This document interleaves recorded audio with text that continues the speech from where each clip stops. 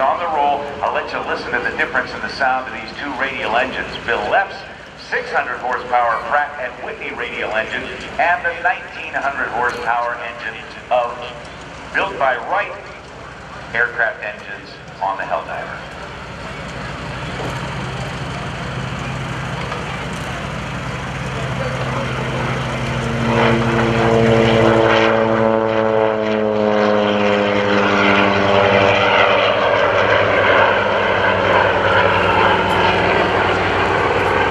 Airplane, 50-foot wingspan, 37 feet long, about 17 feet high. Bill Lepp's airplane, highly modified. He puts on the Starfire night sky show. Pretty cool. Well, ladies and gentlemen, we want to welcome you again to our show, and on behalf of the commander of Strike Fighter Wing Atlantic, ladies and gentlemen, from the right, here comes the first pass of the Tailhook Legacy flight.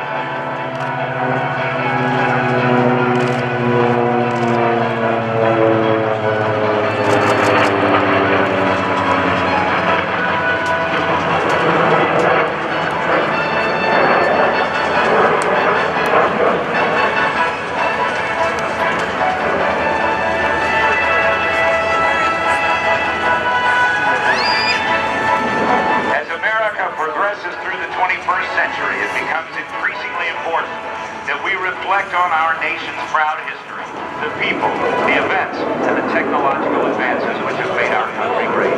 By remembering and appreciating and fully understanding the touchstones of our past, we'll be able to more successfully chart the course for America's future. With this thought in mind, the commander of Naval Air Forces developed the Tailhook Legacy Flight, dynamic flight demonstration program designed to keep naval aviation's ties to its proud heritage alive and viable. And under this program, vintage warbirds from naval aviation's past are flown alongside the high-tech weaponry, representative of present-day Navy carrier aviation.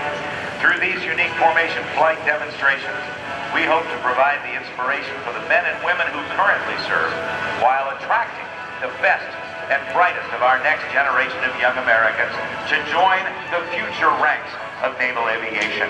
It was during World War II and the battles of Coral Sea and Midway that the full capabilities of Navy tactical air power began to be realized. Through the inspired efforts of a handful of naval aviators flying from straight-decked aircraft carriers, two of the most decisive sea battles in the war in the Pacific were won. Unique in the history of naval warfare, neither battle involved the participation of surface combatants, and by the end of the war, the aircraft carrier had replaced the venerable battleship as the dominant weapon system of naval warfare. Ladies and gentlemen, I want you to look, and I'm going to fade the music down so you can hear the music of the World War II piston engine Curtiss Helldiver and the United States Navy's FK-18 Hornet. Mark Allen in the Helldiver, Ken Barnhart, Lieutenant 2 cents Barnhart in the FA-18 Hornet.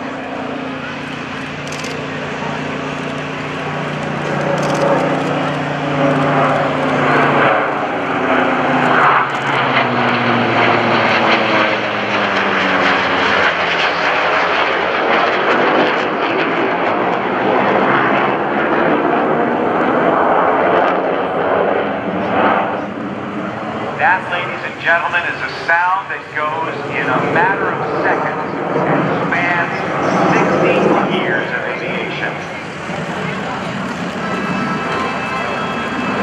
And although it has been over 60 years since the conclusion of the Second World War, the number of the aircraft which eat from carrier decks during that conflict are still airworthy today, a testimony to both their durability and survivability.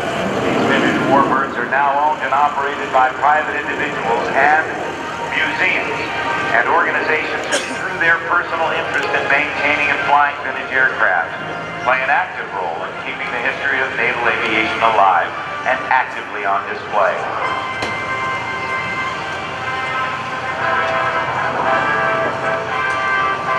Now, ladies and gentlemen, turn with me as the Tailhook Legacy flight demonstration approaches from behind.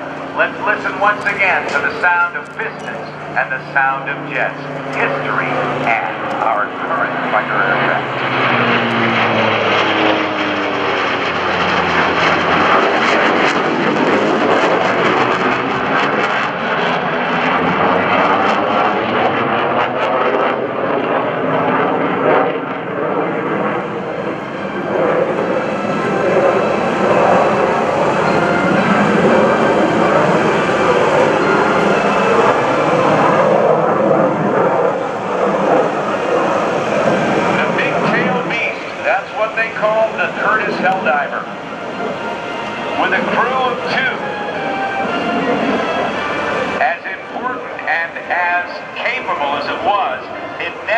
quite won the hearts of the naval aviators because of the success of the Grumman TBF Avenger.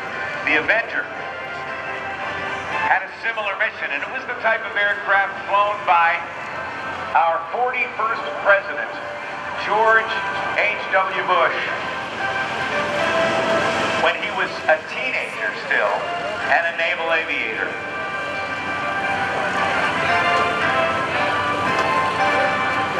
I want you to get your cameras ready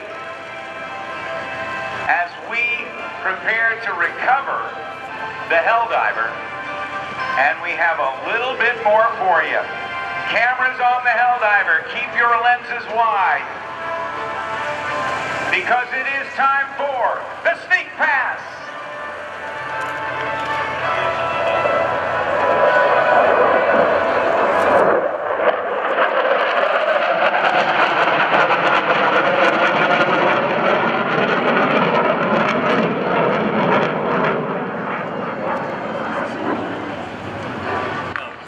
7,000 of these were made and one remains flyable. That is a piece of history. Yes, Dan McLaren. I got a question from the Mach 1 Productions crew. Yes, sir. If it's a sneak pass, should you really tell the people before it gets here? Well, I want everybody to have an opportunity to have it on their cameras, but you're right, ultimately. I'm just saying.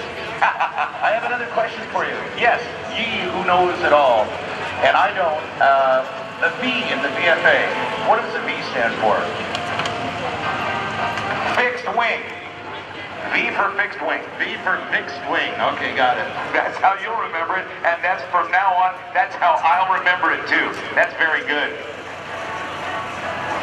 Okay, go back to work. Sorry for the interruption. Hey, no problem. Dan McLaren is on the microphone there. He's the man who has, for nearly 20 years, been providing the sound for the NAS Oceana Airshow, Mach 1 Productions from Canada. And once again, for the carrier break, here comes Lieutenant Ken 2 Cents Barnhart.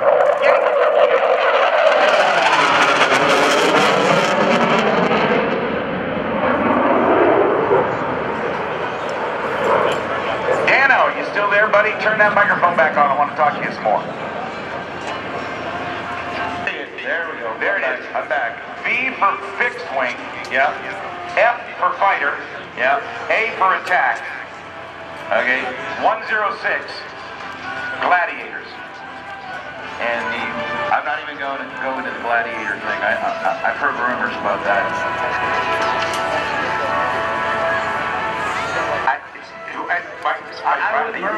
Merlin is here somewhere. Merlin is here, so I can't say anything bad about the gladiators. I hear you on that. Okay, that's a bit of an inside joke, but thank you, Dano McLaren, very much. Thanks for our brother. It's good working with you again. Well, hey, always good working with you, Mr. McLaren, no doubt about it. Ladies and gentlemen, I hope you'll join me in the nice hands for Dan McLaren, longtime International Council of Airshows member, been traveling, doing this job for over 25 years, I believe 28 years now in the sound business, and he's a former member of the International Council of Airshows Board of Directors, former chairman of the board, I believe. Is that right, Dano? That is correct. I spent way too much time with board directors. So now we're bringing Corky on. No, I'm kidding. He'll be shooting me if he hears me say that, but no. Yeah, it's a great organization, and we keep an eye on all the air shows across North America and try and help them out. And it's been very fulfilling, but my term is over. 10 years on the board, I'm done. It sounds good. All right.